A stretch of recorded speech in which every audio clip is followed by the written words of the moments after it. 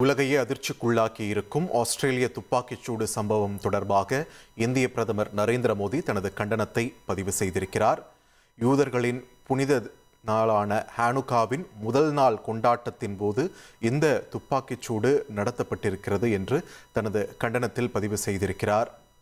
பிரதமர் நரேந்திர மோடி சிட்னியின் போண்டே கடற்கரையில் நடத்தப்பட்ட துப்பாக்கிச் சூட்டில் 12 பேர் உயிரிழந்திருக்கின்றனர். 29 பேர் படுகாயம் அடைந்திருக்கக்கூடிய சூழலில் உலகத் தலைவர்கள் பலரும் தங்களது கண்டனங்களையும் இரங்கல் செய்திகளையும் பதிவு செய்து வருகின்றனர். அந்த வகையில் பிரதமர் நரேந்திர மோடியும் தனது கண்டனத்தை பதிவு செய்திருக்கிறார். ஹனுக்கா பண்டிகையின் முதல் நாளை கொண்டாடும் யூத மக்களை குறிவைத்து தாக்குதல் நடத்தப்பட்டுள்ளது.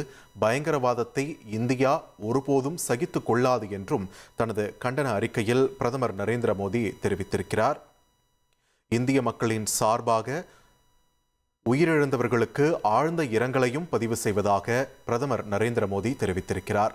ஆஸ்திரேலிய கடற்கரையில் பயங்கரவாதிகள் நடத்திய துப்பாக்கிச்சூடு சம்பவம் உலகெங்கும் பெரும் அதிர்வலைகளை ஏற்படுத்தியிருக்கக்கூடிய நிலையில் பிரதமர் நரேந்திர மோடி கண்டனம் தெரிவித்திருக்கிறார்.